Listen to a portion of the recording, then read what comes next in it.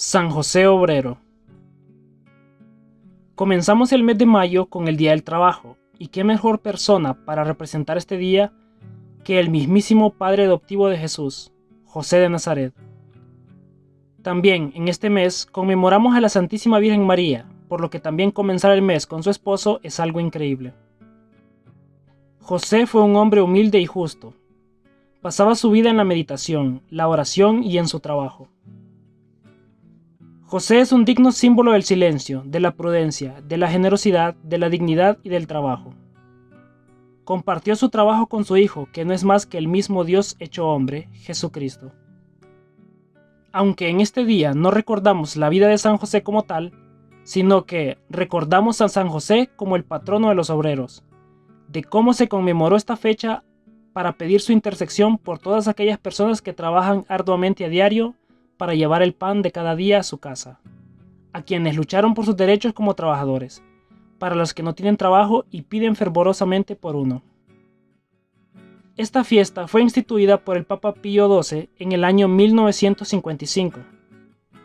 Las siguientes palabras fueron dichas por el Sumo Pontífice el día que instituyó dicha fiesta. Ustedes, los hijos del trabajo, que durante tanto tiempo han sido esclavos de la labor, busquen a aquel que declara que la vida es sagrada, que el obrero es libre de las cadenas que la primicia del materialismo y del egoísmo económico han soldado, no solo en torno de los puños de los trabajadores, sino en torno de su corazón y de su espíritu. Busquen un principio, una razón que haga a los hombres iguales, solidarios entre sí, y que les devuelva la fraternidad. Y ello no en el odio contra otros hombres, ya que todos viven en comunidad natural, que traten de formar una sociedad humana y que sientan la grandeza de ser un pueblo. Recordemos también que durante siglos los trabajadores lucharon por tener mejores beneficios y derechos, y esta lucha rindió frutos en la mayoría de países del mundo en el siglo pasado. En los evangelios se refieren a San José como Faber, lo que se puede traducir como carpintero o herrero, por lo pequeña que era la aldea de Nazaret, se cree que era el único carpintero de la zona, por lo que atendía todos los trabajos de los pobladores. También en los evangelios se le llama hombre justo, ya que era alguien que atendía a sus clientes con mucho respeto, con justicia y caridad. Un hombre de fe, humilde, sencillo, honesto, digno y entregado a la oración. Un hombre que demostró su santidad en todo lo que hacía, tanto en su hogar como en el trabajo. San José Obrero, ruega por nosotros. San Atanasio de Alejandría. Nace en el año 295 en Alejandría. En ese tiempo, Arrio, un presbítero de Alejandría, predicaba que Cristo no era Dios por naturaleza. A esta idea errónea de aquella época se le llama arriana. La predicación de Arrio había confundido a muchos fieles y estaba creando el caos dentro de la iglesia. Atanasio, siendo diácono, acompaña al obispo de Alejandría llamado Alejandro al concilio de Nicea celebrado en el año 325, donde, primordialmente, se trataba el tema de los arrianos y su predicación herética de que Jesús no es Dios. En el concilio se excomulgó a Arrio de la iglesia, lo que generó odio de los arrianos hacia Atanasio, quien, con la muerte de Alejandro, logra ocupar el puesto de obispo de Alejandría. Los arrianos intentaron dialogar con Atanasio y hasta lo querían obligar a que aceptara a Arrio de nuevo en la iglesia, cosa que no pasó, ya que Atanasio cumplía con su deber. El emperador Constantino, en el año 336, desterró a Atanasio, ya que no quería cumplir con las peticiones de los arrios. Con la muerte de Constantino, Atanasio regresa, pero en el año 342 fue desterrado de nuevo y así fue en varias ocasiones durante 26 años que era desterrado. Volvía a su sede, cumplía sus obligaciones como obispo, pero a los pocos años era desterrado de nuevo, por los seguidores de Arrio, que en más de una ocasión intentaron acabar con su vida, pero no lo lograron. Logró estar alrededor de 10 años sin ser perseguido, hasta el día de su muerte el 1 de mayo del año 373.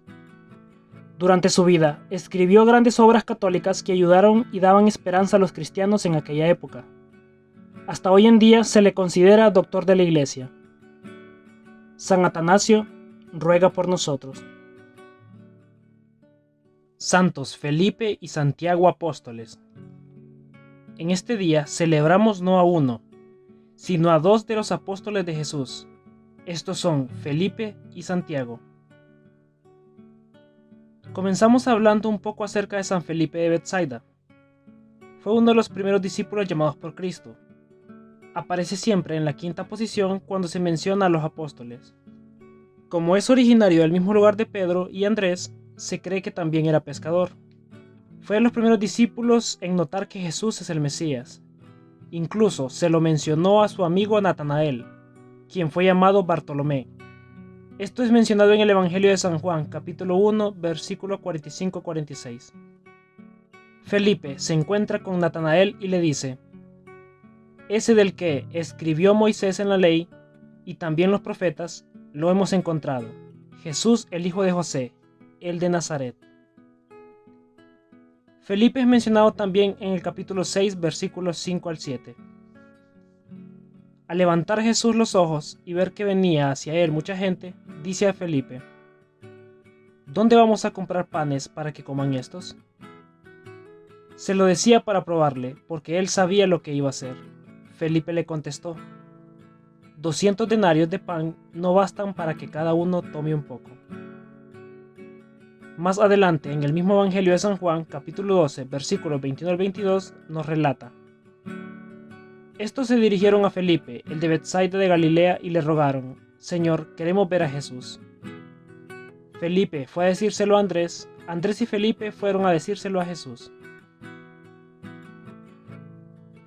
Felipe también es mencionado en la Santa Cena cuando le pidió a Jesús que le mostrara al Padre, y Jesús le respondió: quien lo conoce a él, también conoce al Padre. Poca información tenemos de Felipe más allá de lo mencionado en los evangelios. Lo que sí es cierto es que era un hombre sencillo, sincero, humilde y de gran corazón. Se cree que él predicó en Asia Menor, Grecia y Frigia, y que en algún momento murió mártir por crucifixión o lapidación. Como mencioné al principio, este día conmemoramos también a Santiago. Era llamado el Menor, ya que eran dos discípulos de Jesús llamados Santiago. Era el hijo de Alfeo, y se sabe que era primo hermano de Jesús, ya que compartían un abuelo en común.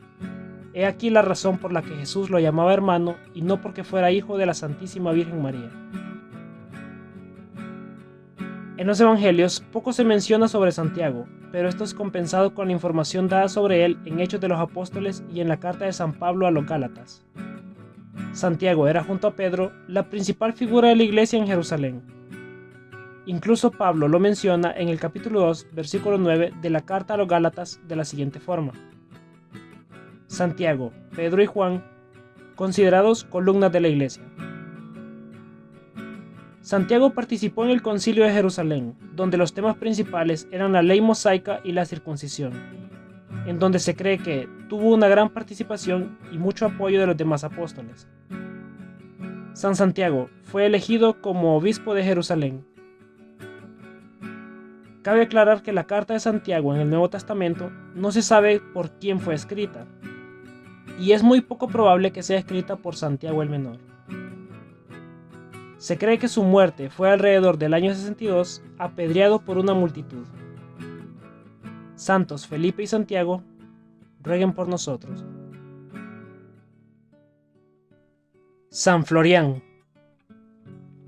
Florián era de la ciudad de Aelium Setium, hoy en día llamado Saint Pölten en Austria. Al igual que San Jorge, vivió en la época donde el emperador romano era Diocleciano, y Florián también era parte del ejército romano. Más exactamente, era el jefe de uno de los batallones bajo las órdenes del comandante Aquilino. El batallón de Florián no era uno de los que atacaban y hacía destrucciones, era de los que estaban en los límites del imperio para protección del mismo. El emperador Diocleciano era pagano y su misión era erradicar el cristianismo y a todos aquellos que lo predicaran. Muchos soldados romanos convertidos al cristianismo fueron asesinados bajo las órdenes de Diocleciano, y pedía a sus soldados sacrificar a las víctimas cristianas en nombre de sus dioses paganos. Aún sabiendo esto, Florián predicaba el cristianismo junto a muchos de sus soldados y lograron convertir a muchos paganos. Ayudaban a las personas que se encontraban. Incluso se cuenta que una vez había un incendio inmenso en un pueblo y que, con solo una cubeta de agua, San Florián logró apagar todo el fuego, lo que ayudó a que muchos se convirtieran al cristianismo. Pero como podemos intuir a este punto, según la época en la que vivió Florián, ya podemos deducir que murió mártir defendiendo la fe cristiana. Esto sucedió probablemente el 4 de mayo del año 304. El comandante Aquilino se dio cuenta de lo que hacían Florián y su batallón, por lo que llevó varios batallones para acabar con la vida del santo y los demás soldados. Florián le decía que cómo era posible que los mismos soldados romanos levanten sus armas contra ellos, que tanto han defendido al reino y sus personas, y que habían luchado juntos antes. Pero Aquilino solo le respondió que órdenes son órdenes, y debía hacer lo que Diocleciano pedía. San Florián y 40 soldados más se negaron a dejar su fe cristiana, por lo que uno a uno fueron acabando con sus vidas, ya que les amarraban una piedra al cuello y fueron lanzadas al río Enns. Una mujer encontró el cuerpo del santo y le dio santa sepultura, lugar donde se construyó el convento de los padres agustinos. San Florián es el patrón de los bomberos, desollinadores de chimeneas, viticultores, cerveceros y fabricantes de jabón, aunque también se le pide protección cuando hay alguien en peligro de ahogarse. San Florián ruega por nosotros. San Ángel de Sicilia. En el año 1185 nace Ángel en Jerusalén. Sus padres eran cristianos convertidos del judaísmo. Según se cuenta, la Santísima Virgen María se les apareció y les pidió que siguieran a su Hijo Jesucristo. Desde entonces, ellos eran muy católicos. San Ángel, desde muy pequeño, denotaba su amor por Dios, siendo muy entregado a la oración. También era muy inteligente y le gustaba aprender, tanto que, cuando tenía 15 años, dominaba el griego, el latín y el hebreo. Los siguientes 5 años vivió como ermitaño en Monte Carmelo, donde un día se le apareció Jesús y le mostró el mal causado por la invasión de los musulmanes en Tierra Santa. El Señor le encomienda que debe ir a Occidente para predicar y convertir a los pecadores. Ángel recibe la ordenación sacerdotal en 1218. Recibió de su orden la misión de viajar a Roma y obtener la aprobación y bendición pontificia de la nueva regla del Carmelo. Viajó junto a San Bartolo a Roma y allí recibe la aprobación del Papa Honorio III en 1226, por lo que aquí comienza la Orden de los Carmelitas. A petición del Papa, San Ángel predicó por un tiempo en la Basílica de San Juan de Letrán. Más adelante fue enviado como predicador a Sicilia, con el fin de convertir a los seguidores del catarismo, quienes negaban el sacramento del matrimonio, no creían en la resurrección de los muertos y su moral cristiana era en contra del catolicismo. Ya que era de descendencia judía, logró acercar al evangelio a muchos miembros de su pueblo original. Se cuenta que logró la conversión de 200 judíos en Palermo. Un día en la ciudad de Licata, al sureste de Sicilia, cuando estaba terminando de predicar a la multitud, fue apuñalado por una banda de delincuentes. La herida era muy grave, pero logró orar por el pueblo y perdonar a sus asesinos antes de perder la vida allí mismo. La devoción a San Ángel de Sicilia se hizo muy popular desde mediados del siglo XV, cuando su culto fue oficialmente reconocido por el Papa Pío en el año 1459. San Ángel de Sicilia ruega por nosotros. Santo Domingo Sabio. El 2 de abril del año 1842, nace Domingo en Riva, Italia, hijo de un campesino. Desde muy pequeño demostró grandes deseos por convertirse en sacerdote. San Juan Bosco estaba preparando jóvenes para el sacerdocio con el fin de que le ayudaran en su trabajo por los niños abandonados en Turín. El párroco de la iglesia a la que asistía Domingo recomendó al santo para que fuera preparado por San Juan Bosco, quien desde los primeros momentos sintió la santidad proveniente del pequeño Domingo, que, con tan solo 12 años de edad, en el año 1854 ingresa en el oratorio de San Francisco de Sales de Turín. Domingo era muy entregado a la oración y el estudio. Siempre andaba feliz y transmitía esa alegría a todos quienes le rodeaban. En una ocasión, 2 de sus compañeros estaban a punto de pelear y de lanzarse piedras. Domingo se paró en medio de ellos y les mostró un crucifijo mientras les decía: Jesucristo, que era inocente, murió perdonando a quienes lo crucificaron. Yo soy un pecador y voy a ofender a Cristo tratando de vengarme deliberadamente. Después pueden empezar lanzando su primera piedra contra mí. Los jóvenes se avergonzaron y se pidieron perdón allí mismo. Domingo era muy débil de salud, pero eso no lo detenía para estar siempre alegre, amable y servicial. Gracias a eso, se ganó la admiración de los 800 alumnos, quienes, durante 3 años, votaban para que le dieran a Domingo el premio de compañerismo. Santo Domingo creó un grupo con los mejores alumnos al que llamó Compañía de la Inmaculada. Juntos servían de inspiración para los demás alumnos, ya que se entregaban grandemente en sus labores de limpieza y cuando ayudaban en los cuidados de los niños difíciles. Después de la misa dominical, Domingo visitaba el Santísimo Sacramento en el templo. En varias ocasiones, sus compañeros lo vieron suspendido en éxtasis mientras Domingo hablaba con Jesús. También tuvo sueños proféticos. Conocemos 2 de ellos. Uno de ellos fue que se le mostró que en Inglaterra iba a suceder algo extraordinario para el catolicismo, y que iba a suceder muy pronto. Esta fue la conversión del cardenal Newman y de otras personas importantes en el reino. En otro sueño, vio como un hombre en una casa lejana necesitaba ayuda ya que se estaba muriendo. Esto se lo contó al párroco, quien acudió a visitar al hombre según lo que le había contado el santo, y efectivamente lo encontró agonizando, pero antes de morir pudo recibir la unción de los enfermos.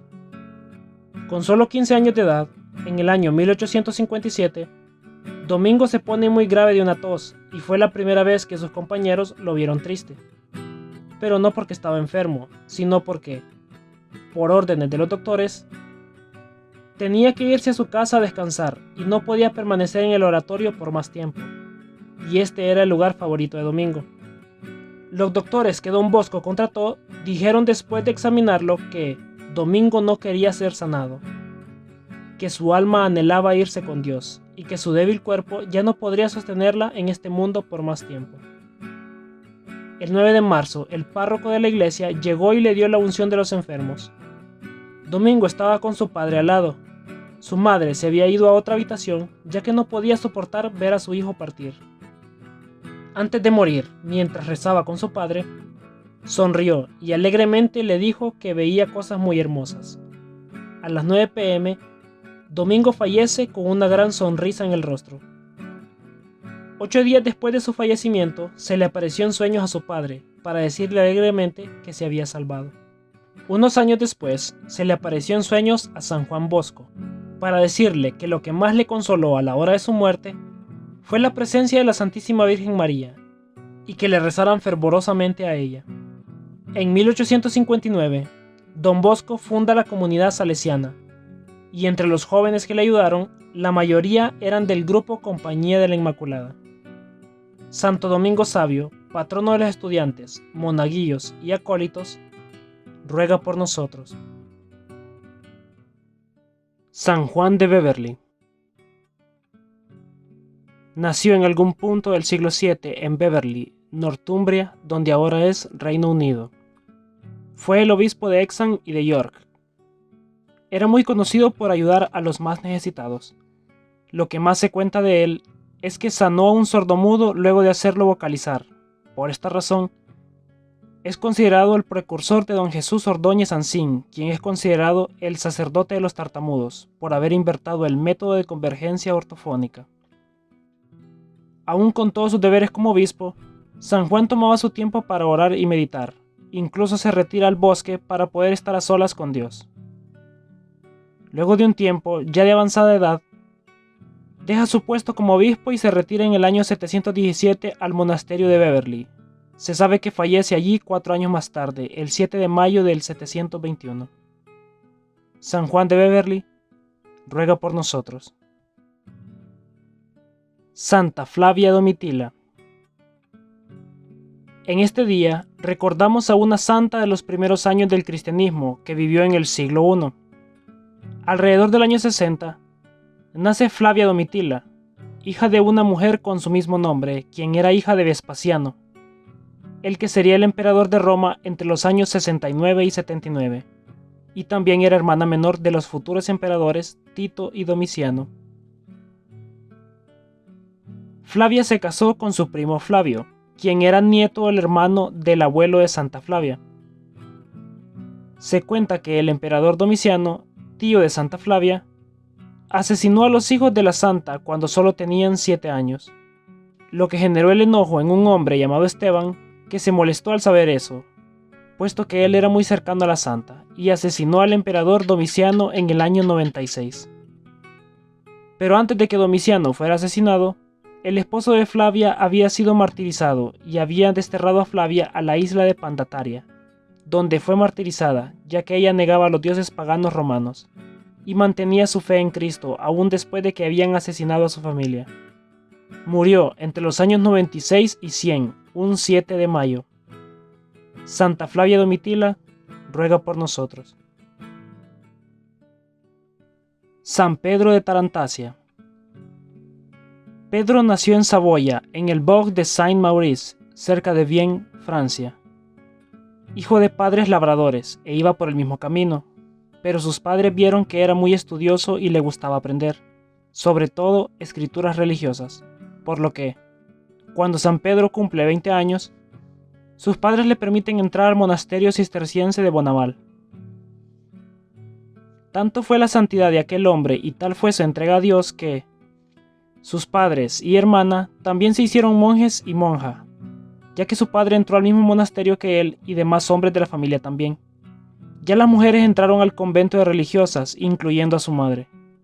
Tantas fueron las personas que entraron al monasterio que ya no había sitio para más, por lo que Pedro establece un nuevo monasterio en la ladera de los Alpes, donde el abad del lugar era el mismo Pedro, quien había sido elegido por sus mismos compañeros monjes. Ya siendo el abad, funda un hospital para los enfermos y forasteros que él mismo atendía.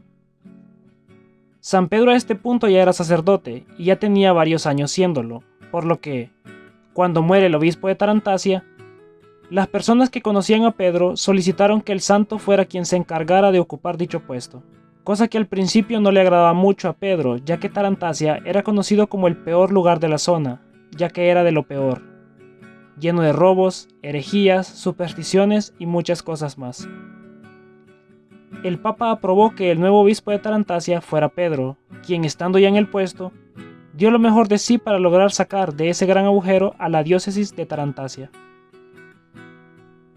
Había recuperado muchos bienes robados, fundó instituciones educativas, colocó a los mejores sacerdotes en las parroquias de la diócesis, fundó lugares de ayuda para los pobres y más necesitados y convirtió a muchos al catolicismo. Durante 13 años hizo todo de una manera excepcional, pero un día sentía que ya no podía más y se retiró de su puesto sin decirle a nadie. Se dirigió a una abadía cisterciense en Suiza, donde fue aceptado. Un joven tarantiense, que no tenía dónde ir, fue aceptado en la abadía suiza, y fue él quien le pidió al santo que regresase a su diócesis, la cual no tenía nadie como arzobispo aún. Solo regresó el santo a Tarantasia y el Papa le encomendó una misión importante, que era dialogar la paz entre los monarcas de Francia e Inglaterra. Aunque no logró que hicieran la paz, sembró los cimientos necesarios para que la paz se llevara poco tiempo después. Aunque el santo no pudo saber eso estando en vida, ya que, regresando de su misión, estando con una edad avanzada, enferma y fallece en el año 1174, mientras era llevado a Belvaux. Su canonización fue realizada en el año 1191 por el Papa Celestino II. San Pedro de Tarantasia, ruega por nosotros. San Isaías profeta. Nació en Jerusalén en el año 765 a.C. y parece que era de familia de clase aristocrática. Todo su modo de hablar y comportarse lo presentan como un hombre de cultura superior. En el capítulo 6 de su libro nos cuenta cómo Dios lo llamó. Dice así: Vi al Señor Dios, sentado en un trono excelso y elevado, y miles de serafines lo alababan cantando. Santo, santo, es el Señor Dios de los ejércitos, llenos está en el cielo y la tierra de tu gloria. Yo me llené de espanto y exclamé: Ay de mí que soy un hombre de labios impuros, y vivo en medio de un pueblo pecador, y mis ojos ven al Dios Todopoderoso. Entonces voló hacia mí uno de los serafines, y tomando una brasa encendida del altar, la colocó sobre mis labios y dijo: Ahora has quedado purificado de tus pecados. Y oí la voz del Señor que me decía: ¿A quién enviaré? ¿Quién irá de mi parte a llevarles mis mensajes? Yo le dije: Aquí estoy, Señor, envíame a mí. Isaías entonces comenzó a llevar a las gentes los mensajes de Dios, pidiéndoles que se apartaran de su vida de pecado y empezaran una vida agradable al Padre. Pero se cumplía lo que le había avisado el Señor: teniendo oídos, no querrán escuchar. Avisó fuertemente que si no se convertían, serían llevados presos al destierro. No le hicieron caso, y la nación de Israel fue llevada después presa a un país extraño. Una de las más famosas profecías que hizo ese gran vidente fue la de Emmanuel. Dijo así: He aquí la Virgen concebirá y dará a luz un niño al cual llamarán Dios con nosotros. Así está avisado con 7 siglos de anticipación el nacimiento de Jesús, de María Virgen. El terrible rey de Nínive, Sennacherib, atacó a Jerusalén y amenazaba con destruirla y matar a todos. Pero Isaías animó al piadoso rey Ezequías diciéndole: Prudencia y calma, confíen en Dios, que la ciudad no caerá en manos de los enemigos. Y sucedió entonces que el ejército invasor le llegó una espantosa epidemia de disentería, y murieron muchos miles, y el rey Sennacherib tuvo que alejarse y no pudo apoderarse de la ciudad. Con esta profecía adquirió Isaías una gran popularidad entre las gentes. El libro de Isaías es el más largo de los 73 que componen la Biblia. Tiene un total de 70 páginas, se compone de 2 partes. La primera fue escrita por el propio profeta Isaías, y la segunda se llama Nueva Isaías, o Deuterolacias, probablemente escrita por un discípulo del mismo. Isaías tiene bellísimas comparaciones para enseñar sus mensajes. Por ejemplo, la de la vid y el viñador en el capítulo 5, en la cual compara al pueblo de Dios con una vid, a la que el Señor la cuidó, la regó y la abonó, y luego viene a buscar buenos frutos, y encuentra con que solo produce frutos amargos. Entonces el Señor abandona su plantación, dejándola en manos de sus enemigos para que la pisoteen y destruyan.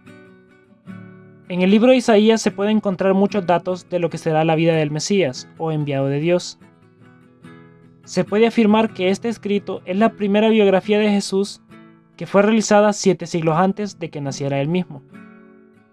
Son impresionantes las descripciones del capítulo 53, acerca del siervo de Yahvé, donde parece estar viendo la pasión y muerte de Jesús, describiéndola tal como ella iba a suceder.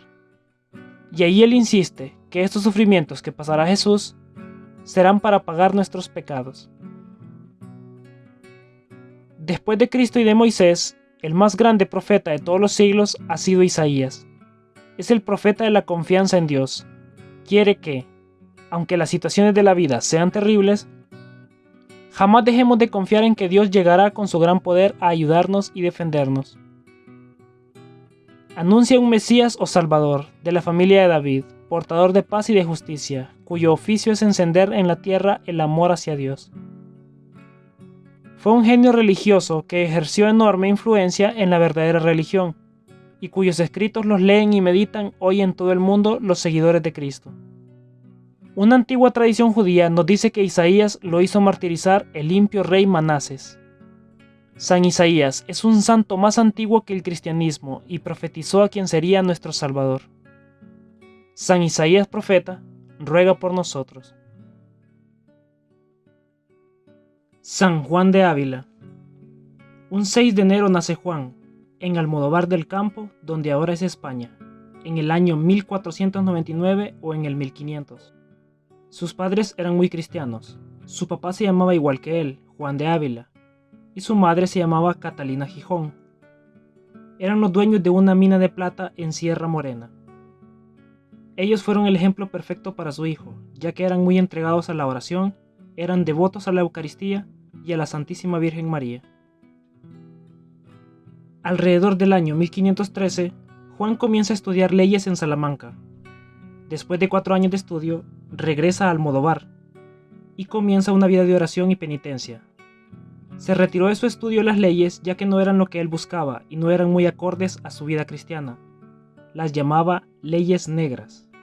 En 1520, un religioso franciscano le aconseja estudiar artes y teología en Alcalá, Henares, donde Juan realizó sus estudios hasta el año 1526, cuando fue ordenado sacerdote. En estos años, era muy conocido por su inteligencia, por su sabiduría y gran entrega por aprender, en especial, sobre las Santas Escrituras. Conoció a muchas personas en estos años, entre ellos podemos destacar a San Ignacio de Loyola.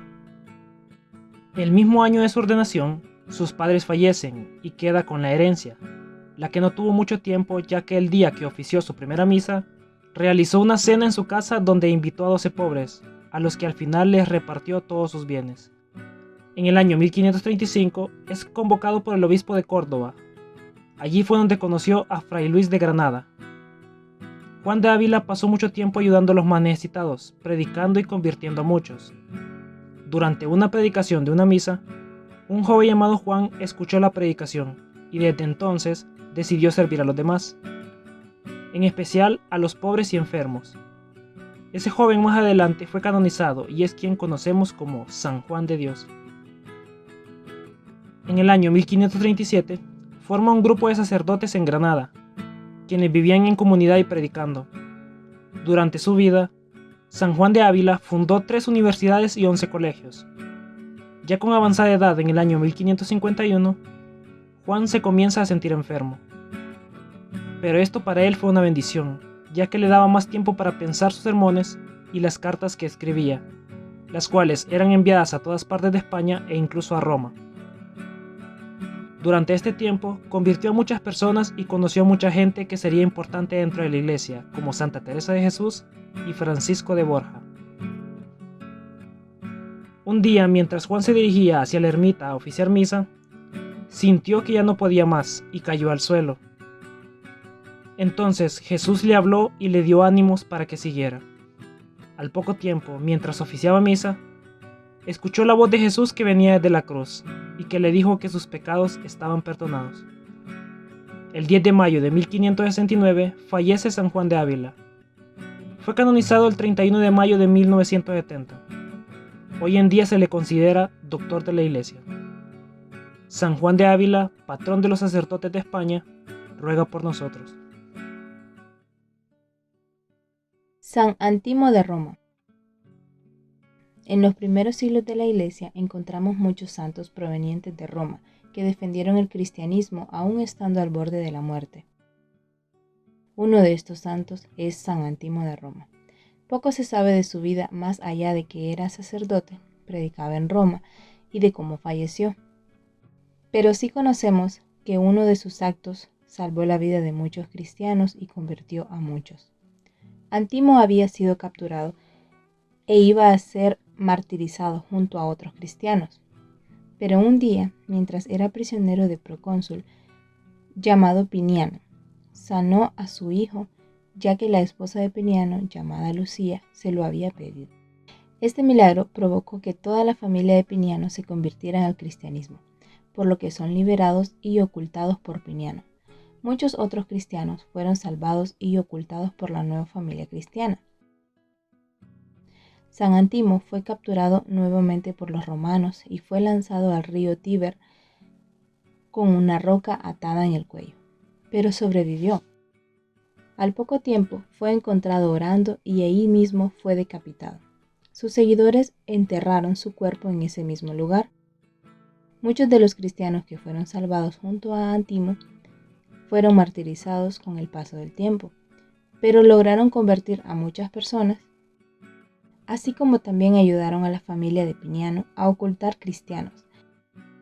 Entre estos mártires tenemos a los diáconos Sicinio y Máximo, Baso, Fabio, Dioclesio y Florencio.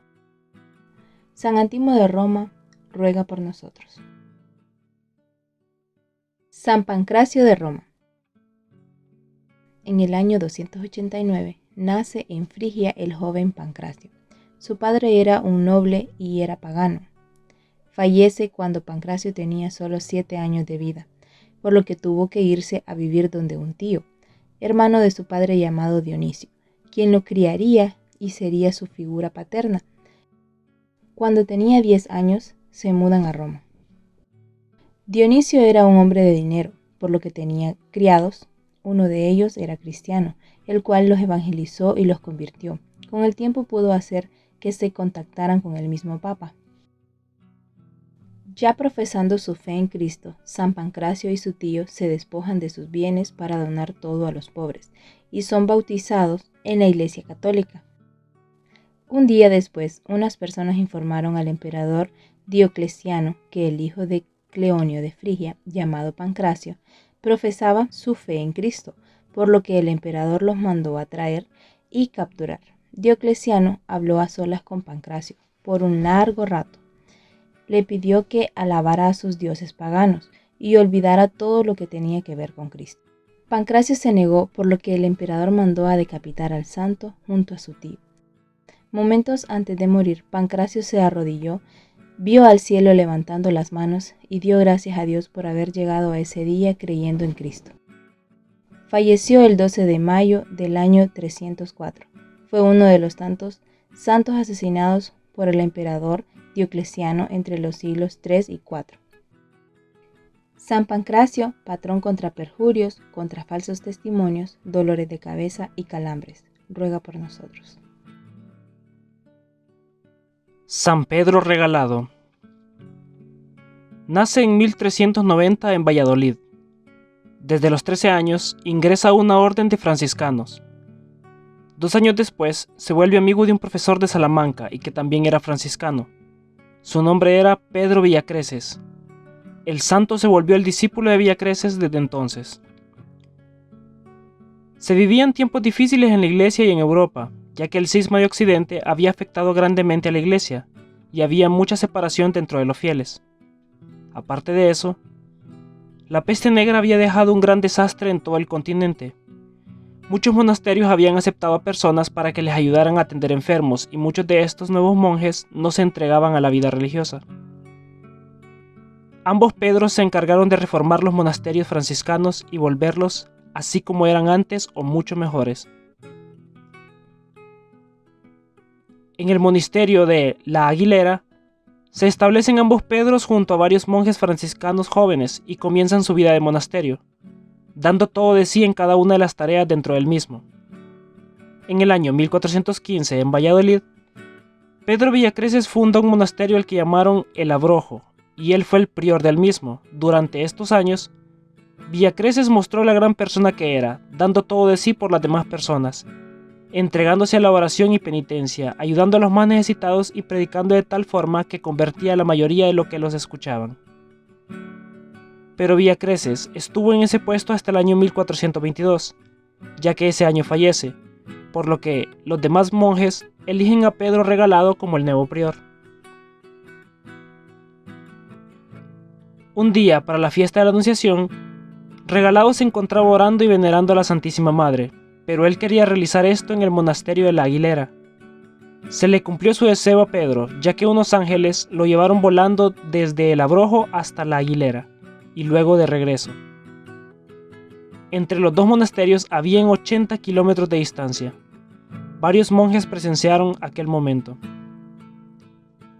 Al pasar los años, el monasterio se fue extendiendo hasta formar 6 más.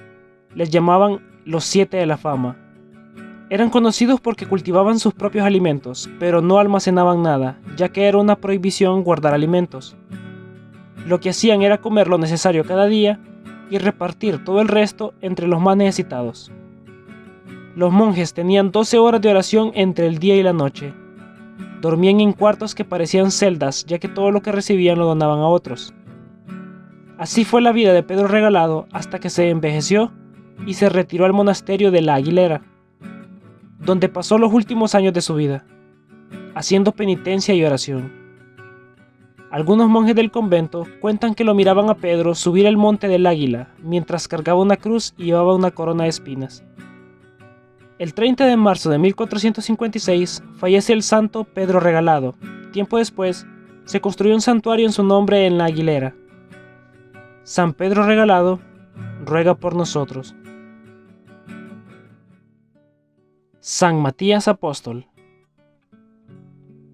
Luego de la muerte y resurrección de nuestro Señor Jesucristo, había un puesto entre los 12 apóstoles de Jesús, ya que el traidor Judas Iscariote ya no era parte de ellos. Había 2 nominados, ellos eran Matías y Bernabé. Los apóstoles restantes se reunieron para decidir quién de los 2 se uniría a ellos, en lo que se podría considerar como el primer concilio de la Iglesia Católica.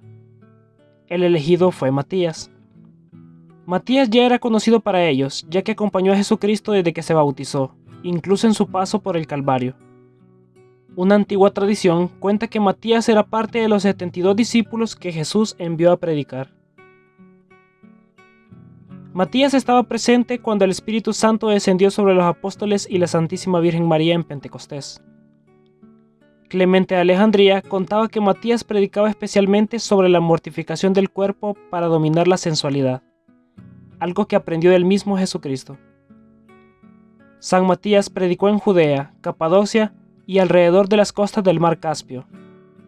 No se sabe con exactitud, pero se cree que fue crucificado y por esta razón se le representa con una cruz en una mano.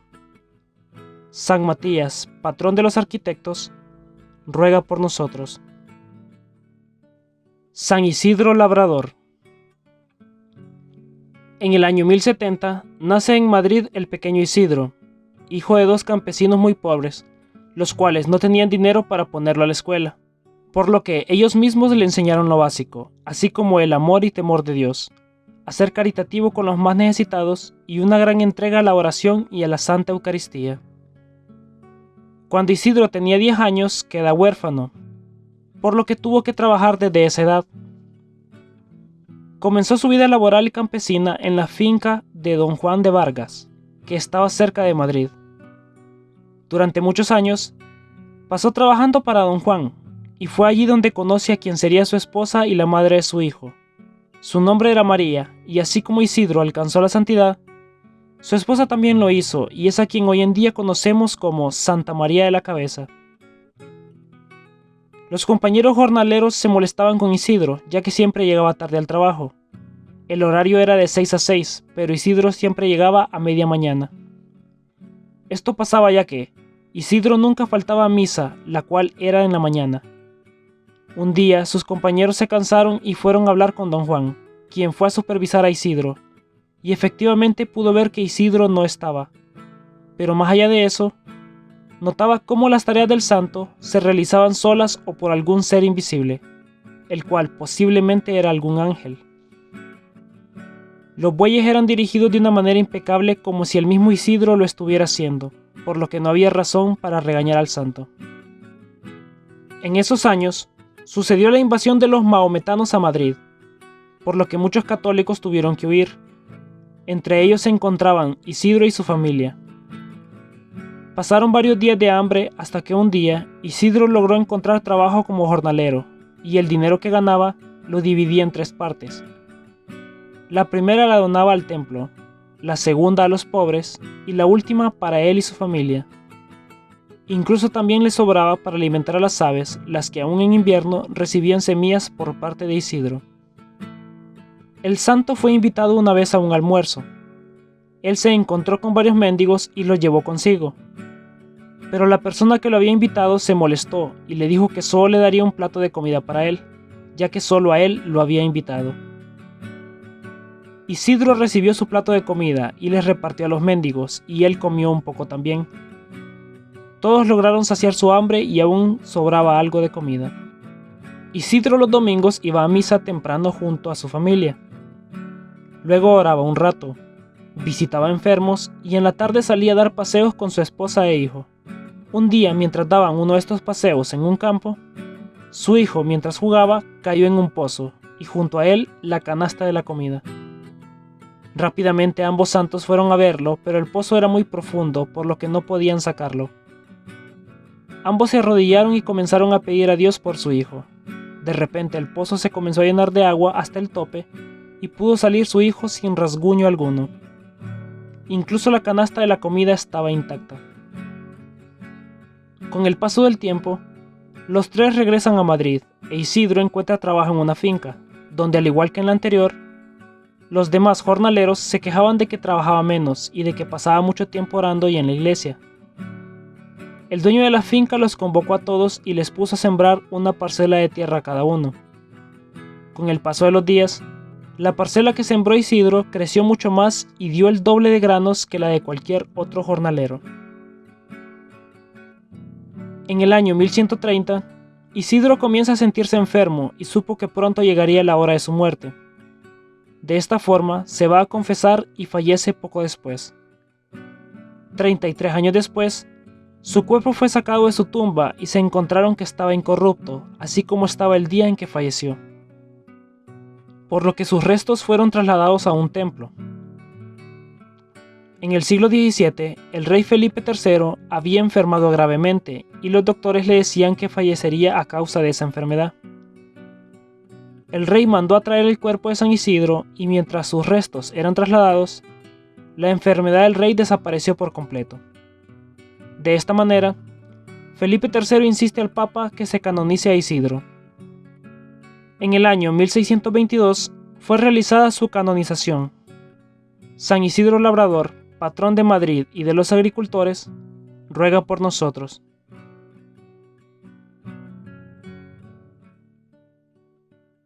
San Simón Stock.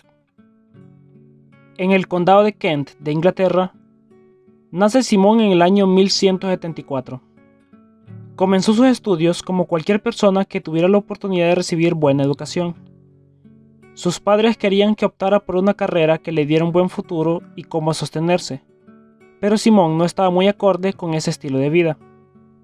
De esta forma, se entrega a la oración y se va de su casa para vivir una vida como ermitaño, y se establece en el tronco de un gran árbol en el bosque de Oxford. Por esta razón, se le conoce como Simón Stock. Simón poseía solo una imagen de la Virgen y un crucifijo. Solía pedir mucho la intercesión de nuestra Madre cuando estaba en problemas. En muchas ocasiones, algunos parientes intentaron hacerle daño, pero no pudieron. Simón siempre continuaba con su vida. Visitaba enfermos, ayudaba a los pobres como fuera posible y oraba mucho. Un día llegaron dos religiosos pertenecientes a la orden de los carmelitas para establecer un monasterio en Inglaterra. Simón quedó fascinado por esta orden y logró ser parte de la misma. Simón estuvo muchos años como miembro de la orden hasta que, en el año 1247, es elegido como el prior de la orden. Simón y varios carmelitas se dirigieron hacia Oriente para asistir al capítulo general de la orden, pero había mucha invasión por parte de los musulmanes, por lo que los carmelitas emigraron a Europa después de que muchos de sus compañeros habían sido asesinados por los musulmanes. El 16 de julio de 1251, a Simón y sus compañeros se les apareció la Virgen rodeada de muchas flores y le entregó el escapulario de la orden a Simón y le dijo que quien mantuviera consigo un escapulario, cuando muera, no sufriría en el fuego eterno. Con el paso de los años, la orden creció de manera increíble en toda Europa. Incluso los carmelitas recibieron la aprobación y bendición del Papa Inocencio IV y una carta del mismo Papa el 13 de enero de 1252, la que servía de protección para los carmelitas que eran atacados por otras personas, y desde entonces esos ataques disminuyeron. Con 82 años de edad, Simón fallece el 16 de mayo de 1256, en el monasterio carmelita de Burdeos en Francia, mientras visitaba a sus compañeros religiosos. Hasta el día de hoy, no ha sido canonizado, pero sí fue aceptado por la Iglesia que el día de su fiesta sea el 16 de mayo. San Simón Stock ruega por nosotros. San Pascual Bailón. El 24 de mayo de 1540 nace Pascual en Torrehermosa, del Reino de Aragón, donde actualmente es España. Nace justamente el día de Pentecostés. En esa región, ese día se conoce como la Pascua del Espíritu Santo, por lo que le pusieron de nombre Pascual. Sus padres eran campesinos, por lo que él también comenzó a trabajar de lo mismo y de pastor de ovejas desde que tenía 7 años, hasta que cumplió los 24 años de edad. Pascual era muy entregado a la oración, le encantaba ir a misa y decía que ir en medio de semana era el mejor regalo que podía recibir. Adoraba con gran devoción al Santísimo Sacramento desde muy pequeño. Los compañeros campesinos de él decían que desde donde pastoreaba miraba la iglesia a lo lejos y se arrodillaba, ya que decía que estaba inclinándose ante Jesús. En varias ocasiones lo escucharon gritar: "Ahí viene, ahí está", y se arrodillaba. Esto lo decía cuando el sacerdote consagraba la Eucaristía en el templo. Pascual veía una luz luminosa que se le acercaba cuando esto sucedía. Esa luz no era nadie más que el mismo Jesús que iba a acompañarlo. Ya que sus padres no tenían dinero para enviarlo a estudiar y que Pascual trabajaba, no podía leer ni escribir, por lo que a su trabajo llevaba un pequeño libro para pedirle a sus compañeros que le enseñaran lo que decía. A pesar de eso, nunca aprendió a leer ni escribir bien, aunque al final no lo necesitó porque más adelante recibió un don de Dios. Cuando tenía 24 años de edad, se va de casa de sus padres y entra a un monasterio de frailes franciscanos de Albatera. Por su incapacidad de leer y escribir, las tareas que se le asignaron en el monasterio eran las más sencillas de realizar, como portero, cocinero o barrendero. San Pascual pasaba todo su tiempo libre adorando al Santísimo Sacramento. En las noches también lo hacía, incluso en la madrugada. Un compañero franciscano vio una vez cómo Pascual bailaba ante una imagen de la Virgen María, y que decía que tenía poco que ofrecer, pero podía ofrecer su baile de campesino. Por esta razón es que se le conoce como Pascual Bailón. Pascual recibió el don de ciencia infusa, por lo que sus conocimientos eran más amplios que el de cualquiera. No necesitaba leer ni escribir para responder las preguntas tan complejas hechas por sus compañeros, y más cuando se trataban sobre el Santísimo Sacramento del altar.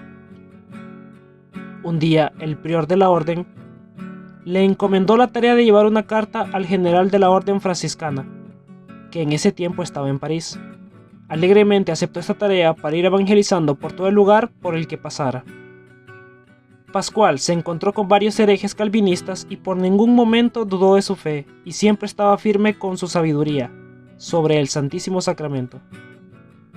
Incluso cuando estuvo al borde de la muerte por culpa de algunos calvinistas, él ofrecía todo ese sufrimiento a Dios. Cuando llegó a París, había convertido a muchas personas de todos los lugares por los que pasó. Así como Pascual nació un día de Pentecostés, fallece también un día de la misma fiesta, el 17 de mayo de 1592. Su canonización fue realizada el 16 de octubre de 1690 por el Papa Alejandro VIII. San Pascual Bailón, patrono de los congresos eucarísticos, de las asociaciones eucarísticas, de los cocineros y de las obras, ruega por nosotros. Santa Claudia y mártires. Tantos fueron los santos perseguidos y martirizados por Diocleciano en el siglo III y IV, porque profesaban su fe cristiana y negaban a los dioses paganos de Roma. Algunos son bastante conocidos y de otros tenemos muy poca información, como el caso de Santa Claudia, que fue martirizada junto a un grupo de mujeres cristianas alrededor del año 300. Todas ellas eran Claudia, Alejandra, Matrona, Julita, Eufemia, Teodosia, Derfuta y una hermana de Derfuta, la cual desconocemos su nombre. Fueron apresadas por órdenes de Diocleciano y obligadas a adorarlo, a él y a sus dioses. Pero todas se negaron y mantuvieron su fe en Cristo, por lo que fueron torturadas hasta la muerte. Las desnudaron frente a todo el mundo, obligaron a algunas a ser damas de compañía. Luego la golpearon, cortaron los pechos y desgarraron la piel con peines de metal. Aún con todo eso, fueron colgadas de cabeza y quemadas a fuego lento, y por esta razón a veces se les representa a todas dentro de un horno. Se les menciona también en la historia de San Teodoto, pero que fueron martirizadas con una cuerda atada al cuello y lanzadas al río, aunque hay más indicios de que la historia real es la que les he contado previamente. Santa Claudia y mártires, rueguen por nosotros.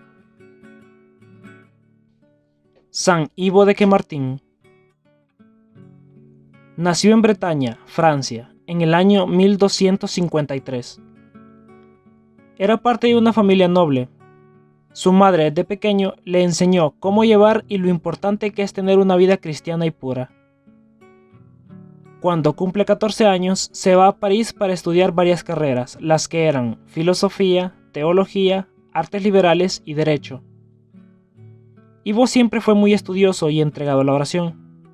Sus profesores lo admiraban por cómo avanzaba en sus estudios a pasos agigantados.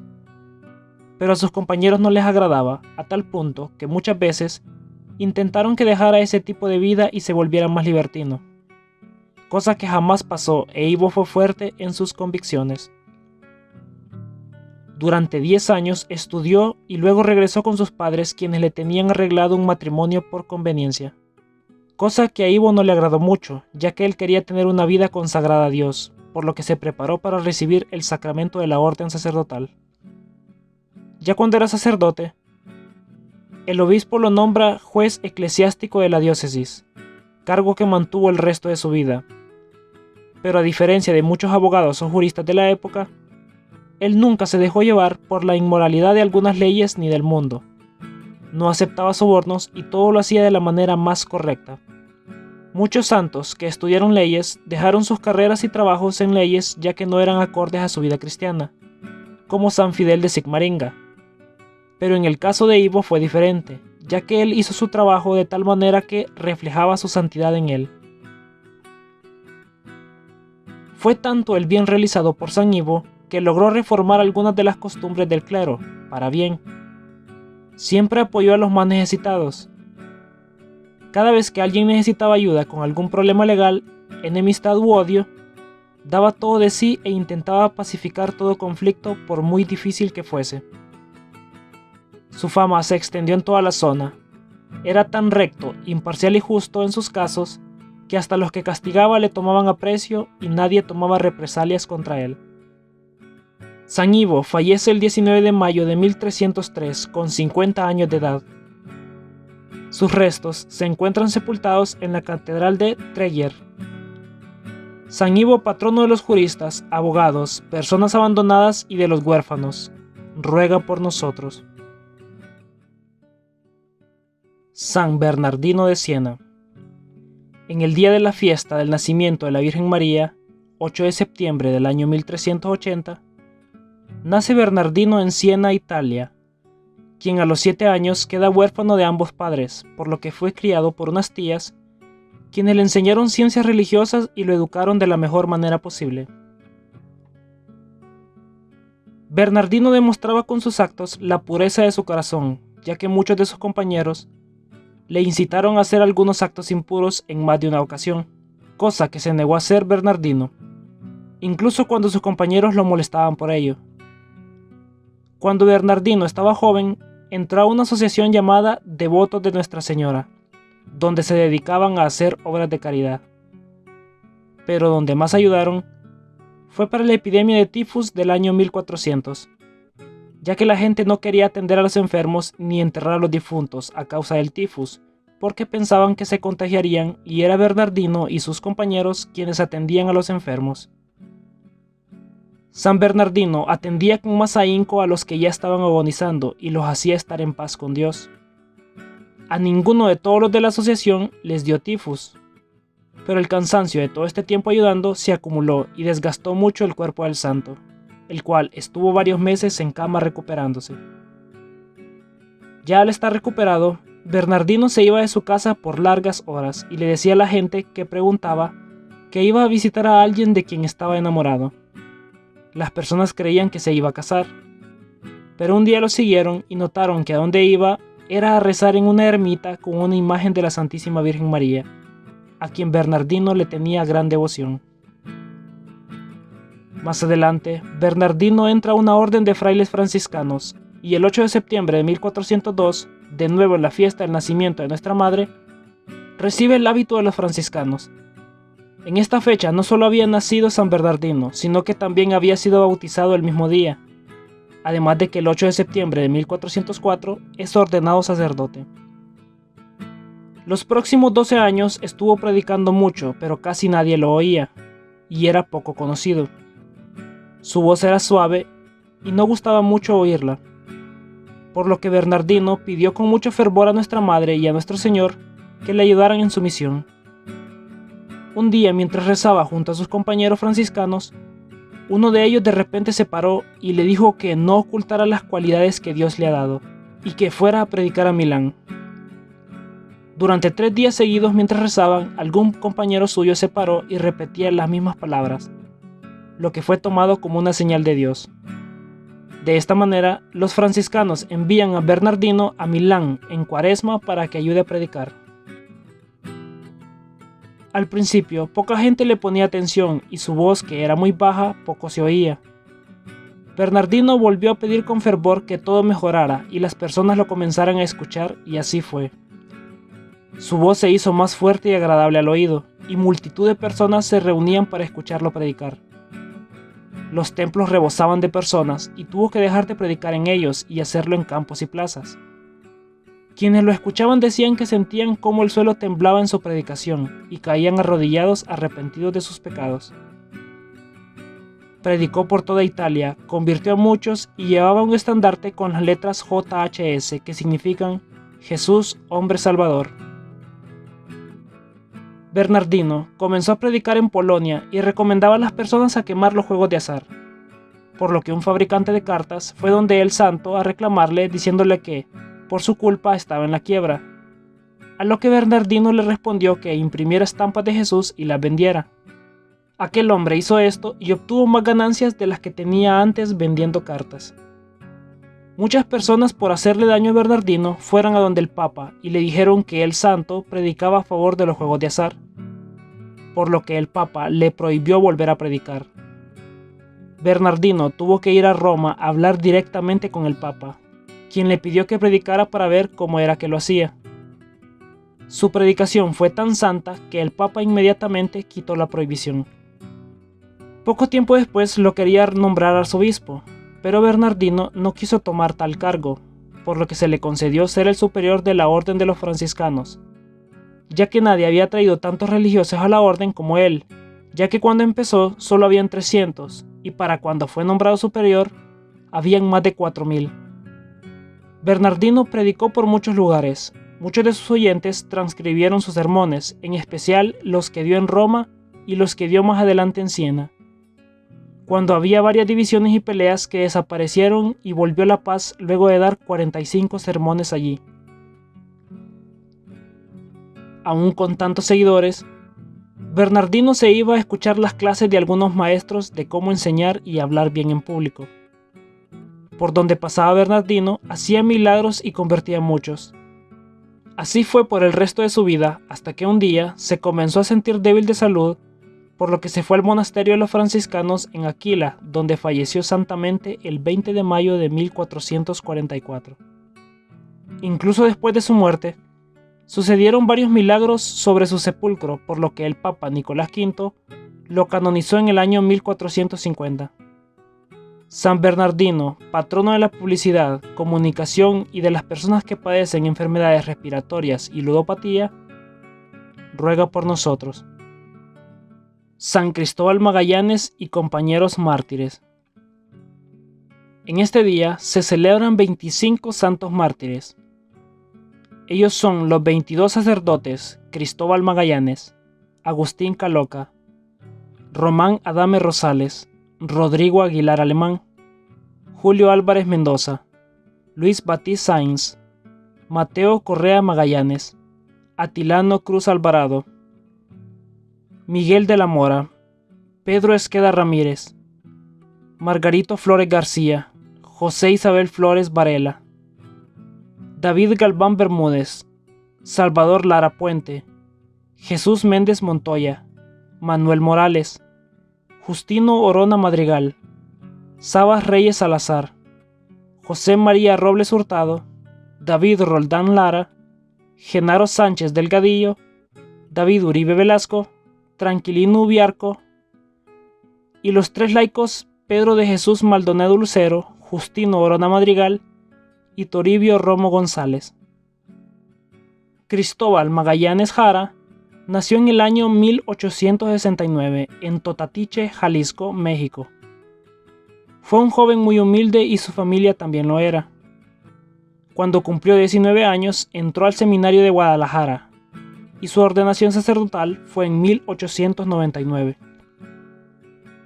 Magallanes estuvo a cargo de la Escuela de Artes y Oficios de Guadalajara.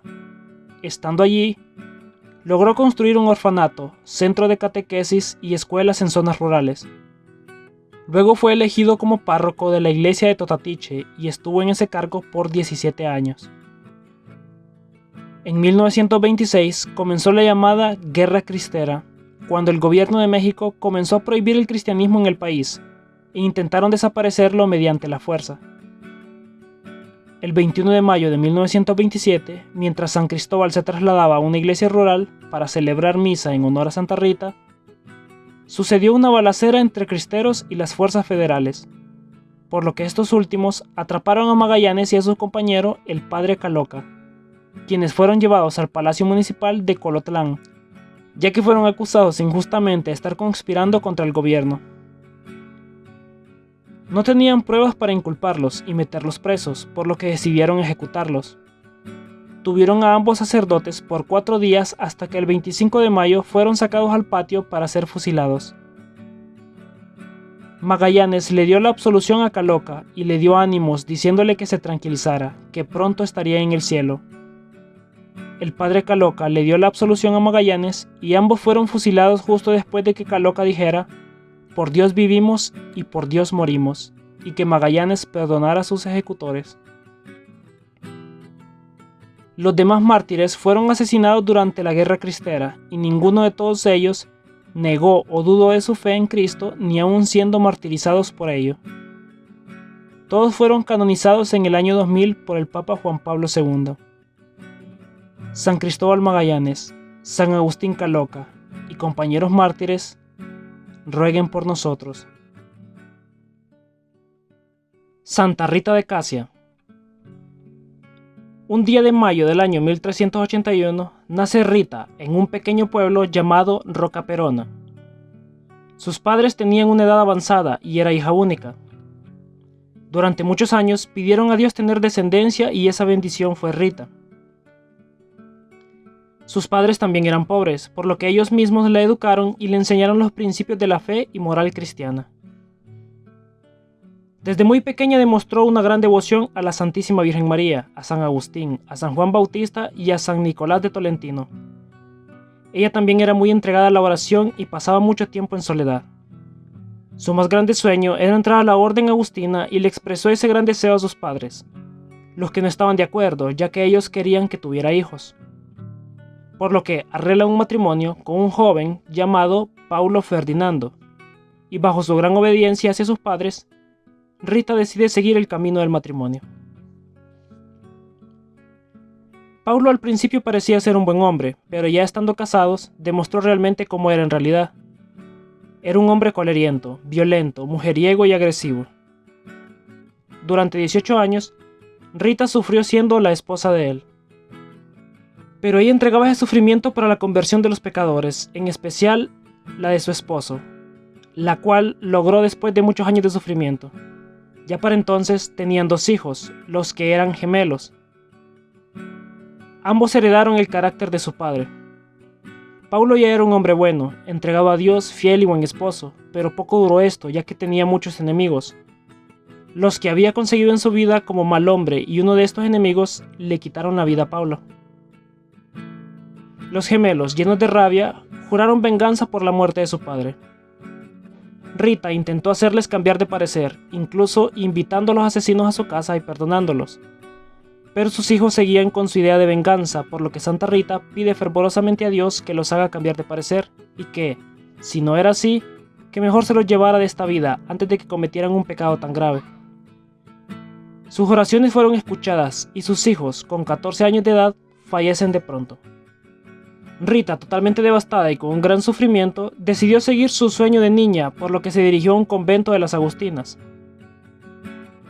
No fue aceptada ese día, ya que la superiora le indicó que no podían dejar que una viuda fuera parte de las Agustinas, ya que todas eran vírgenes. Aún más destrozada, Santa Rita regresó a su casa llena de soledad y comenzó a pedir a sus 3 santos protectores, Agustín, Juan y Nicolás, que intercedieran por ella. Y en la madrugada sucedió un milagro. Los 3 santos se le aparecieron. Le dijeron que lo siguiera y lo llevaron al convento, en donde le abrieron la puerta y la llevaron justo donde estaban todas las hermanas agustinas orando. Ese día fue aceptada como parte de las Agustinas y se le dio el hábito de la orden. Santa Rita pasaba orando y haciendo penitencia, meditaba mucho sobre la pasión de Jesucristo. Un día, mientras rezaba, entró en éxtasis y se posó sobre ella una espina de una corona, la que le provocó una llaga en su frente. Esta llaga nunca se le sanó y la tuvo por 14 años en su rostro. Rita fallece el 22 de mayo de 1457 en el monasterio de Casia. Fue canonizada por el Papa León XIII en el año 1900. Su cuerpo se encuentra incorrupto al día de hoy. Santa Rita de Casia, patrona de las mujeres que tienen problemas con sus esposos y patrona de las causas imposibles, ruega por nosotros. San Desiderio de Langres. Santo obispo de Langres, Francia, del cual tenemos muy poca información, pero la que hay es bastante interesante. Se desconoce su fecha de nacimiento, así como tampoco se sabe la fecha de su muerte. Pero es seguro que vivió en el siglo IV, ya que participó en el concilio de Sárdica del año 343, así como en otra reunión parecida a un concilio realizada en Colonia en el 346, y San Atanasio da fe de su santidad. Se cuenta que fallece mártir por decapitación durante una invasión, la que posiblemente fue la germana entre los años 355 y 357. El santo, al ya estar decapitado, se paró y tomó su cabeza con sus manos y caminó hacia la ciudad. Mientras lo hacía, una roca que tapaba el camino se abrió de tal manera que el santo pudiera pasar entre ella. Sus restos se encuentran en un priorato benedictino en la ciudad de Langres, de donde es patrono. San Desiderio de Langres, patrono de los partos difíciles, ruega por nosotros. San Vicente de Lérins. A finales del siglo IV, nace Vicente en algún lugar al norte de Francia. Su juventud fue un tanto vanidosa y se cree que también fue soldado. Todo esto lo dejó atrás cuando entró al monasterio fundado por San Honorato llamado Lérins, en el que pasó toda su vida y es la razón por la que se le llama de esta forma. Se entregó mucho a la vida monástica y al estudio de las Santas Escrituras. Resaltaba en el monasterio su empeño por aprender y por su santidad. Tanto así que se llegó a considerar como el teólogo y escritor más grande de Francia en el siglo V. Con el tiempo, llegó a convertirse en el abad del monasterio, el cual reformó y ayudó en la conversión de muchas personas, formando muchos obispos y santos. Llegó a tener una gran influencia en la evangelización de todo el país. Vicente influyó también en muchos monasterios fundados por otros santos, así como también luchó contra las herejías del país, entre ellas el arrianismo, que aún seguía en la mente de muchas personas de aquella época, la que negaba la divinidad de Cristo. Luchó contra las enseñanzas de Nestorio, que negaban la maternidad divina de María Santísima. Otra herejía con la que luchó fue contra el pelagianismo, una enseñanza hereje que decía que Jesús no logró nada con su muerte y resurrección, que el hombre se puede salvar por sí mismo. San Vicente era admirador de San Agustín, pero eso no le impedía estar en desacuerdo con algunas enseñanzas del santo, como la predestinación. Vicente escribió algunas obras, pero la más importante es la que llamó Tratado para reconocer la antigüedad y universalidad de la fe católica contra las profanas novedades de los herejes, escrito que influyó mucho en la Iglesia y fue fundamental para algunos concilios, así como también inspiración para otros santos como San Roberto del Armino. Se desconoce el día de su muerte, solo se sabe que fue en el año 450 y que toda su vida fue monje de Lérins. San Vicente de Lérins ruega por nosotros. San Beda el Venerable. Beda nació en el año 672. Era parte de una familia obrera de Newcastle.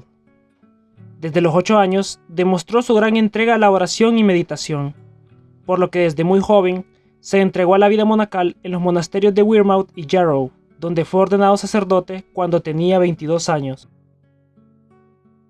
Era un apasionado de la lectura, estudiaba mucho y logró aprender de una manera increíble.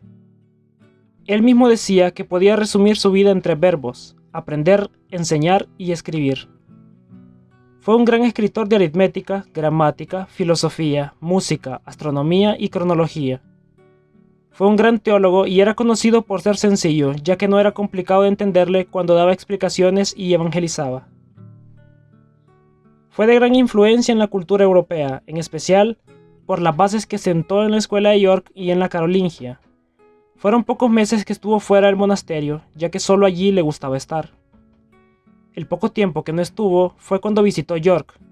Incluso denegó una invitación del Papa Gregorio II a Roma, ya que no quería alejarse de su monasterio. Su obra más importante fue Gentis Anglorum, la cual terminó el mismo día que falleció.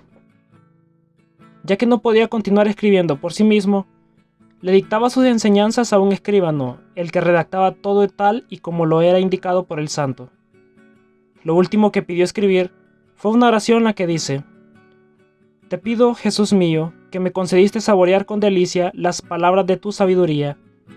Concédeme por tu misericordia llegar un día a ti, fuente de sabiduría, y contemplar tu rostro». Luego de esto le pidió a su ayudante que le sostuviera la cabeza y dirigiera su mirada al lugar donde rezaba. Rezó un Gloria Patri y falleció santamente el 25 de mayo del año 735, víspera de la fiesta de la Ascensión de Jesucristo. Desde entonces es considerado doctor de la Iglesia Católica. San Beda el Venerable, patrono de los historiadores y escritores ingleses, ruega por nosotros.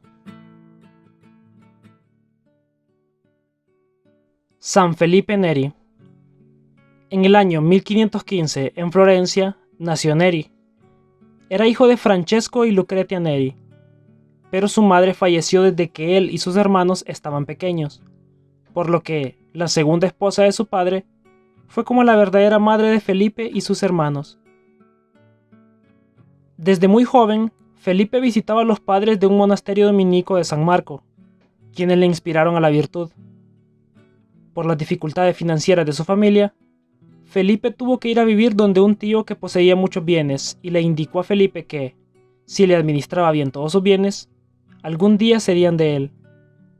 Pero el santo no le apasionaban los negocios, por lo que muy pronto se fue a vivir a Roma, donde un hombre que también era de Florencia. Ya en Roma, estudió filosofía, teología y las ciencias de la época. Tenía un gran deseo de tener una vida contemplativa, por lo que vendió parte de sus bienes y la otra parte la donó a los más necesitados.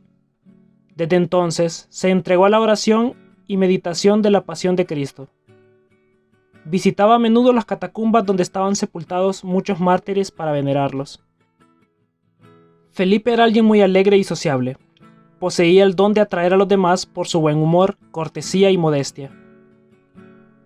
Era muy inteligente para crear estrategias con el fin de atraer a los jóvenes, divertirlos y llevarlos a la iglesia, por lo que deja su vida en soledad. Felipe, junto a 15 compañeros más, funda la Hermandad de la Santísima Trinidad con el fin de albergar a todos aquellos peregrinos, en especial a los pobres o enfermos que llegaban a Roma.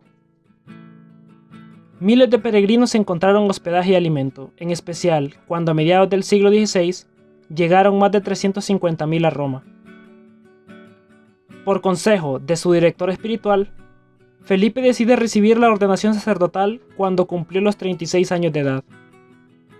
Él quería ir a India a predicar, pero su director espiritual le indicó que su vida y misión estaban en Roma, por lo que decide quedarse y funda la congregación del Oratorio, la cual, con poca organización y planificación, fue creciendo con el tiempo, gracias a la personalidad de Felipe. Él se reunía junto a unos amigos para rezar y se les fueron uniendo muchos sacerdotes de renombre en la ciudad, los que le ayudaron para que la congregación tuviera una mejor organización. Felipe se quedó toda su vida en Roma. Era conocido como el santo alegre o el santo divertido.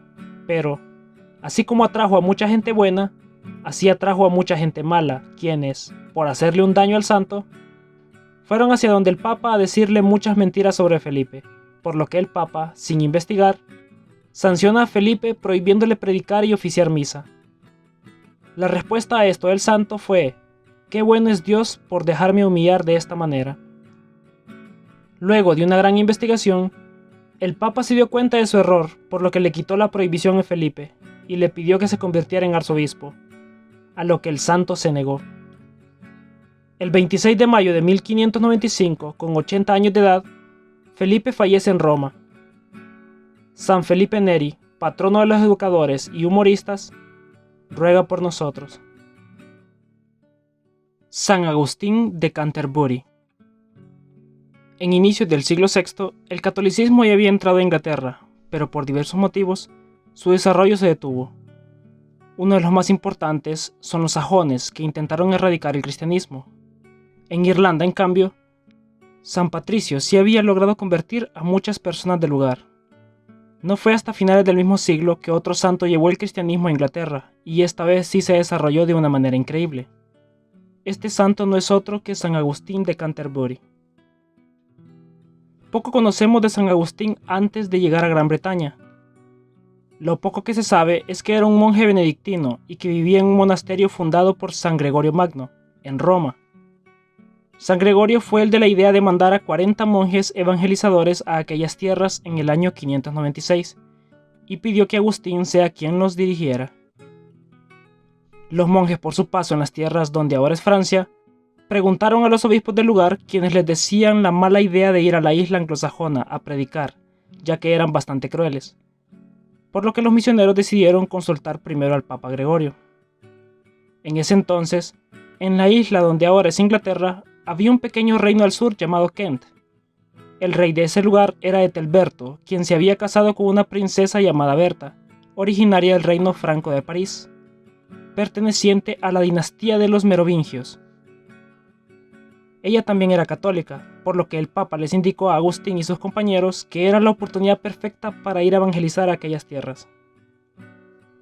San Agustín y los monjes arribaron a la isla a inicios del año 597 y se fueron directamente con el rey para pedirle su permiso de evangelizar en la isla. Hicieron una presentación bastante extensa, la que sorprendió al rey y dio rápidamente la aprobación a los monjes misioneros que predicaran la palabra. En la Navidad del año 597, más de 10.000 personas recibieron el bautismo, entre ellos muchas personas de la realeza, incluyendo al rey.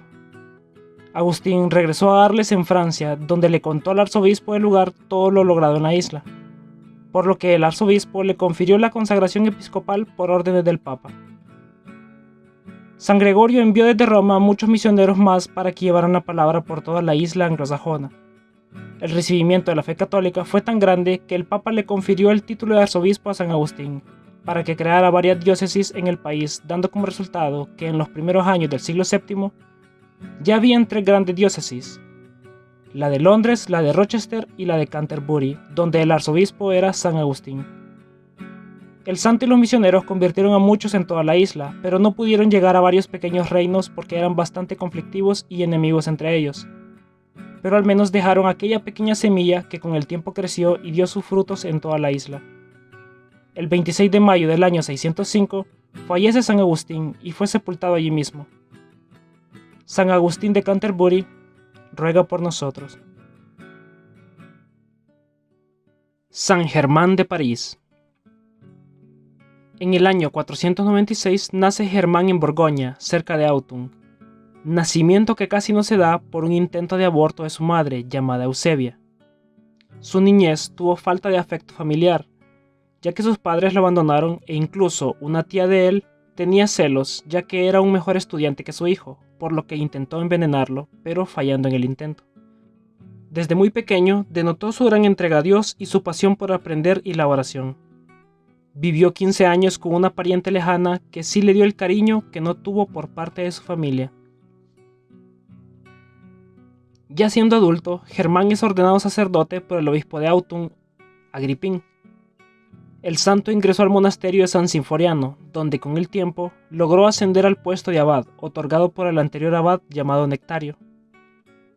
Hermann era muy disciplinado y caritativo, era un gran ejemplo para los demás monjes. Con el tiempo, Hermann comenzaría a realizar milagros en el convento. Hermann ordenó a los monjes que cada vez que llegara un pobre a pedir comida, no se fueran con las manos vacías, lo que molestó a algunos de sus compañeros, ya que mucha gente llegaba a pedir alimentos y era poco los que tenían en el convento. Uno de los milagros de Hermann es que un día repartió toda la provisión del convento a muchas personas que llegaron a solicitar, y no había pasado ni un día cuando aparecieron personas llevando cargas de pan y al día siguiente llegaron con más carruajes llenos de comida para los monjes. En una ocasión, comenzó un gran incendio en el pajar. Era tan grande que no se podía controlar y podía destruir todo el monasterio, pero Hermann, con solo rociar un poco de agua bendita, logró apagar todo el fuego. El obispo del lugar estaba celoso y sin motivo mandó a apresar a Hermann, y lo metieron en una celda, la que se abrió sola y los barrotes se apartaron para que el santo saliera de allí. Pero Hermann no saldría hasta que no llegara el obispo a pedir perdón, y así fue. El obispo llegó y le pidió disculpas al santo por lo que había hecho. Desde ese momento comenzó a admirar a aquel monje. El rey Childeberto solicitó a la iglesia que nombraran a Hermann como obispo de París, por lo que fue nombrado como tal. Ya siendo obispo realizó muchos milagros. Uno de ellos fue sanar al mismo rey cuando estaba enfermo con tan solo hacer una imposición de manos. Dos de las cartas escritas por Hermann aún se conservan hoy en día. Casi con 80 años de edad, fallece el 28 de mayo del año 1576. San Germán de París, ruega por nosotros. San Maximino de Trèveris. Maximino nació a inicios del siglo IV en Poitiers, Galia. En Trèveris había un obispo en ese entonces llamado Agricio. Era muy querido en la zona y un gran ejemplo de santidad. Él fue quien inspiró a Maximino y quien lo llevó a Trèveris. Le ayudó con sus estudios y lo ordenó sacerdote. Agricio notó la gran entrega de Maximino por aprender la doctrina católica. Él mismo decía que era un joven inteligente y admirable. En el pueblo se dio a conocer Maximino y llegó a ser muy querido por las personas de Trèveris, a tal punto que, cuando fallece Agricio, es elegido como el nuevo arzobispo por votación unánime. El arrianismo estaba creciendo en aquella época. Esta doctrina hereje enseñaba que Jesús no tiene naturaleza humana. Maximino luchó contra estas malas enseñanzas y apoyaba a los obispos que eran desterrados de otras tierras por culpa de los arrianos, ya que influyeron en emperadores como en Constantino el Grande, quien desterró de Alejandría a San Atanasio, y a Pablo, obispo de Constantinopla. Ambos obispos estuvieron por un largo tiempo en Trèveris, hasta que el hijo de Constantino el Grande, llamado Constantino el Joven, sucedió a su padre como emperador y enmendó algunos errores de su padre, permitiendo que los obispos Atanasio y Pablo regresaran a su diócesis. San Maximino participó en el Concilio de Sárdica del año 343. Fue una persona muy amable y ayudaba mucho a los más necesitados. Un día, Maximino visitó a sus familiares en Poitiers y estando allá, fallece a los pocos días. Su fiesta se celebra el 28 de mayo, ya que ese día fue cuando sus reliquias fueron trasladadas a Trèveris. San Maximino de Trèveris, ruega por nosotros. Santa Juana de Arco. En el año 1412, nació Juana de Arco en Domremy, Francia. Era hija de Jaime de Arco, quien era un campesino. Juana creció siendo campesina y no aprendió a leer ni a escribir. Su madre fue quien la encaminó por el camino de Dios y le enseñó a ser una gran cristiana y a tener una gran devoción hacia la Virgen María. Todos los sábados, Juana recogía flores del campo para llevarlas al altar de Nuestra Madre. Cada mes se confesaba y comulgaba, y su gran deseo era llegar a la santidad y no cometer nunca ningún pecado. Era tan buena y bondadosa que todos en el pueblo la querían. En esos años fue cuando los ingleses comenzaron a invadir Francia y a hacer muchos destrozos por donde pasaban. Desde los 14 años, Juana comenzó a escuchar unas voces que la llamaban, pero después empezó a ver resplandores y que se le aparecían el arcángel San Miguel, Santa Catalina y Santa Margarita, y le decían: «Tú debes salvar a la nación y al rey». Por miedo, Juana no quería contarle a nadie acerca de las voces. pero estas voces le insistieron fuertemente en que ella estaba destinada para salvar la nación y al rey, y entonces contó a sus familiares y a personas cercanas. Las primeras veces las personas no le creyeron, pero después, ante la insistencia de las voces y los ruegos de la joven, un tío suyo se la llevó a donde el comandante del ejército de la ciudad vecina. Él le dijo que Dios le enviaba para llevar un mensaje al rey, pero el militar no le creyó y la regresó para su casa. No fue hasta que varios meses después que Juana regresó y acertó a una derrota profetizada, que el militar la dejó pasar y le puso una escolta para que la llevaran hasta donde estaba el rey. Llegó donde el rey, quien se había disfrazado y había colocado a otra persona en el trono. En cuanto Juana entró al salón, siguió las voces quienes mediante instrucciones la llevaron hasta donde estaba el verdadero rey disfrazado. Juana le habló acerca de algunos secretos del rey y alguna información desconocida del mismo, por lo que cambió de opinión acerca de la niña. Solo faltaba una ciudad importante en ser conquistada por los ingleses. Esta era Orleans, y un gran ejército inglés se dirigía hasta allí. El rey Carlos y sus militares ya creían perdida la guerra, pero Juana le pidió al rey que le permitiera tener mando sobre las tropas, por lo que fue nombrada capitana. Juana manda hacer una bandera blanca con los nombres de Jesús y de María, y al frente de 10.000 hombres se dirige hacia Orleans. Animados por la joven capitana, los soldados franceses lucharon como héroes y expulsaron a los asaltantes y liberaron Orleans. Luego se dirigieron a varias otras ciudades y las liberaron también. Juana nunca luchó ni hirió a nadie, pero al frente del ejército iba de grupo en grupo animando a los soldados. Ella varias veces fue herida en las batallas. Después de sus resonantes victorias, logró Santa Juana que el rey Carlos VII aceptara ser coronado como jefe de toda la nación. Pero comenzaron a aparecer personas llenas de envidia, y entonces comenzó una época de sufrimiento para Juana. Hasta entonces había sido considerada una heroína nacional, pero la traición llegó de los más allegados al rey y del mismo Carlos VII, que por miedo a que ella llegara a ser importante, retiró las tropas que la acompañaban mientras se dirigían a París, la última ciudad por recuperar. Juana, sola contra el ejército, fue herida y capturada y encarcelada en Borgoña. Los ingleses querían tenerla en la cárcel de ellos, por lo que pagaron más de 1.000 monedas de oro a los de Borgoña para que se la entregaran y así sentenciarla a cadena perpetua. Juana recibió muchas humillaciones y sufrimiento por parte de los ingleses. Ella una vez dijo: "Esta cárcel ha sido para mí un martirio tan cruel como nunca me había imaginado que pudiera serlo". Ella seguía rezando con fe y decía que sí había oído las voces del cielo y que todo lo que había hecho por salvar a su patria había sido por voluntad de Dios. Los ingleses la trataron como bruja, ya que decían que mediante brujería había ganado aquellas batallas. Ella pidió comunicarse con el Papa y decía que sería el único que la juzgara. Pero nadie la ayudó, por lo que fue juzgada solo por sus enemigos. Y aunque Juana declaró muchas veces que nunca había empleado brujerías y que era totalmente creyente y buena católica, fue sentenciada al peor martirio de la época, ser quemada viva. Encendieron una gran hoguera y la amarraron a un poste y la quemaron lentamente. Murió rezando y su mayor consuelo era mirar el crucifijo de un religioso que estaba observando todo, y se encomendó a nuestro Señor. Invocaba al arcángel San Miguel, al cual siempre le había tenido gran devoción, y pronunciando por 3 veces el nombre de Jesús, entregó su espíritu. Esto sucedió el 29 de mayo del año 1431. Tenía apenas 19 años. El Papa Calixto III nombró una comisión de juristas, los cuales declararon que la sentencia de Juana fue una injusticia. El rey de Francia la declaró inocente y el Papa Benedicto XV la proclamó santa.